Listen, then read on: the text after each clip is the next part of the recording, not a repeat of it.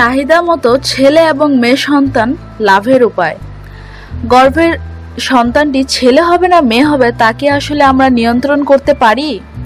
অনেকেরই শখ থাকে তার পরবর্তী সন্তানটি হবে ফুটফুটে একটি মেয়ে অথবা দুরন্ত একটি ছেলে। একেবারে নিশ্চিত হবার কোনো উপায় না থাকলেও ছোট্ট একটি প্রাকৃতিক কৌশল অবলম্বন করা যেতে পারে। মূলত শারীরিক মিলনের সময়ের উপর নির্ভর করে এই পদ্ধতি। তা কি করে কাজ করে জানতে হলে আপনাকে প্রথমে দুইটি বিষয় জ্ঞানে রাখতে হবে।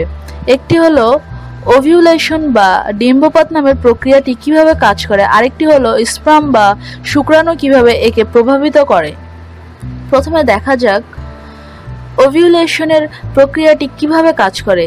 নারীর শরীরে প্রতি মাসে 5 দিনের একটি সময়সীমা থেকে যখন ওভিউলেশন হয়, ডিম্বপাতের 3 দিন আগে থেকে শুরু করে 1 দিন পর পর্যন্ত হলো গর্ভধারণের জন্য সবচাইতে উপযুক্ত সময়।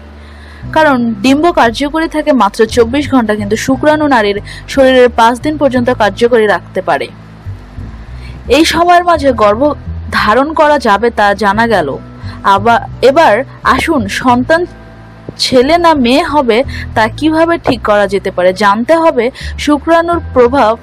এক্স ক্রোমোজোম শুক্রাণু দ্বারা ডিম্ব নিষিক্ত হবার কারণে সন্তান মেয়ে হবে, আর ওয়াই ক্রোমোজোমের কারণে সে হবে ছেলে।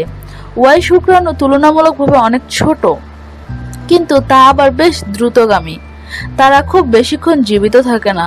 এক্স শুক্রাণু বেশ বড় এবং ধীরগতির, কিন্তু তারা আবার একটু বেশি সময় বেঁচে থাকে।